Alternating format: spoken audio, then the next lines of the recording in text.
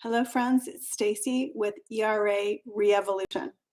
We are here to present the fact that women and that are non-binary citizens are very powerful, and their power is going to be seen even more tomorrow. Very excited about that. I'm going to be offering an event on ERA. The fact is, we almost have ERA, which is a foundational principle that laws regarding reproductive care are built upon. So it's kind of like a core value. And this core value is it's kind of like it's a foundational principle. So basically, if women aren't included in the Constitution, which they are not, we need to rebuild that. We need to rebuild a lot of our systems from the ground up, basically, including everyone, not just men. So today I'm going to talk a little bit about the abortion law and reproductive health for women, because I won't be talking about it so much tomorrow. But please know that the ERA basically sets a foundation to protect women legally under the mother of all documents, our U.S. Constitution. It would provide the possibility, a higher possibility for abortion care, health care for women, repercussions for people that create violence against women, rape, that sort of thing, basic legal protections in the workforce, equal pay for equal work, things like that. We're talking about human rights here. Women's rights are human rights, okay? So what's going on here is the government is legislating morality. And every time that happens, we have a lot of divide. We've got a lot of divide in our country, a lot of discord. And that's what's happening when the light comes in to expose a lot of the things that really aren't so pretty in our country. But it gives us a chance to address them.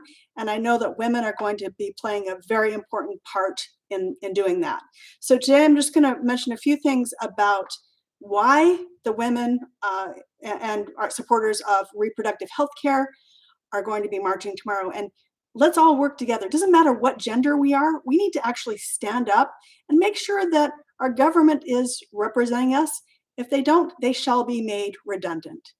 So I'm going to actually say this in a positive, measurable, and specific way, but also I'm going to be real about what's going on.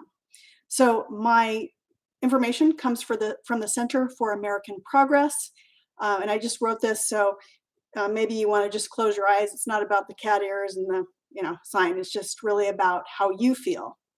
So we stand in solidarity with our powerful fellow citizens that will be rallying for safe, accessible reproductive health care for all women tomorrow.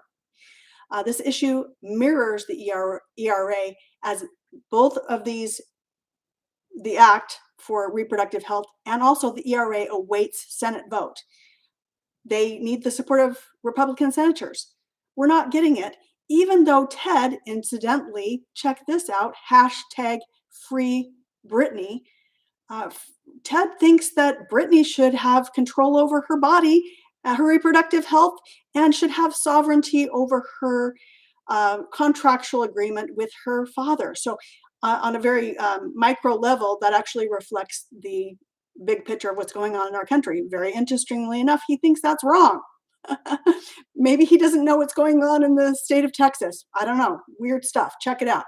Okay, so the issue mirrors the ERA because it's just sitting in the Senate.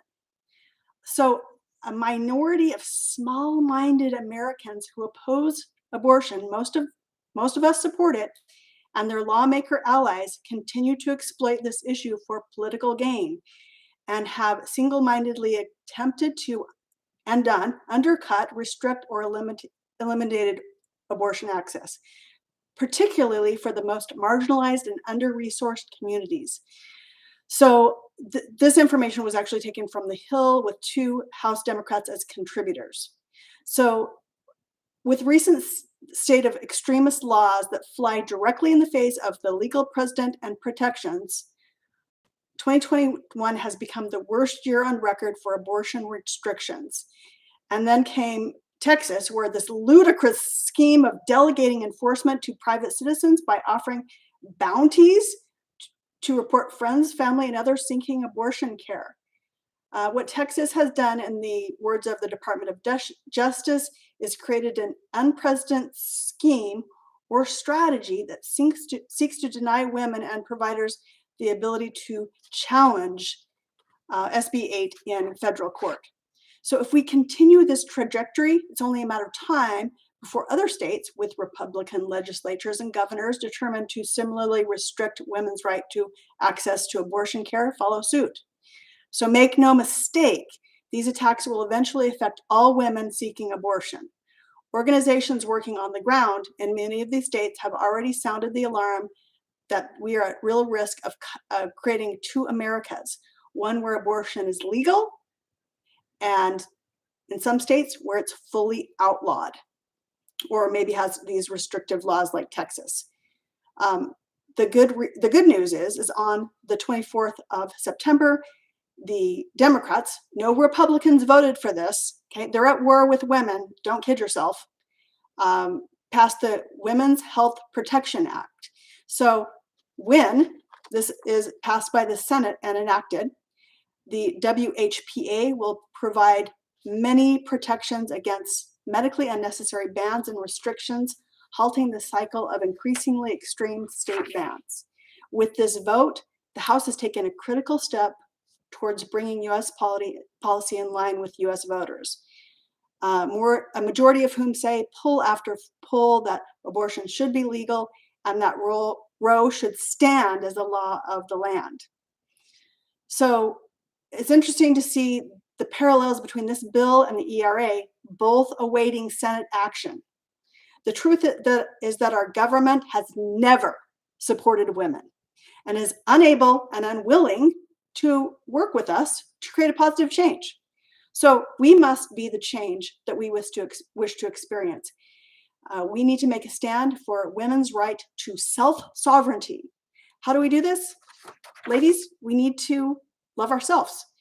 And instead of being our own worst critic, we need to be our best friend. Instead of seeing others as competition, women, which we're conditioned to do, we need to work together with them. We need to bring everybody in on this one, because literally we are having a revolution. So hopefully y'all recognize that. Now is the time where the power of love exceeds the fear of losing power. The people shall prevail, and it's going to happen whether the government officials that are not cooperating do so or not. It's just a matter of time. Women are on the upswing. We will be upheld. We're really literally talking about a raise of consciousness. Kind of like when Susan B. Anthony was doing the same thing back in the day when women were basically considered slaves, right? She literally, and her sisters, and a lot of actually senators at the time, men, raised the consciousness level, raised the status of women. That's what ERA does. It raises the status of women, our work, and the way we contribute, which isn't necessarily the way that the men do. So the power structure is based on a masculine paradigm.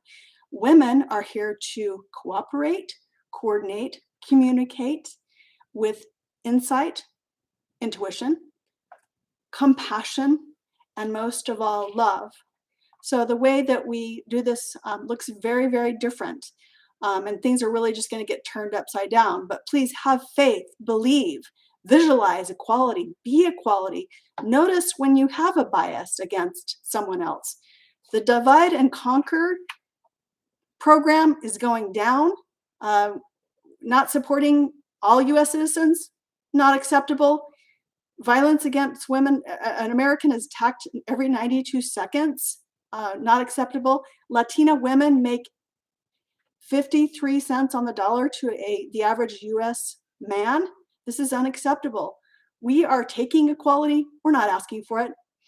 And so it is. Women power. Let's do this.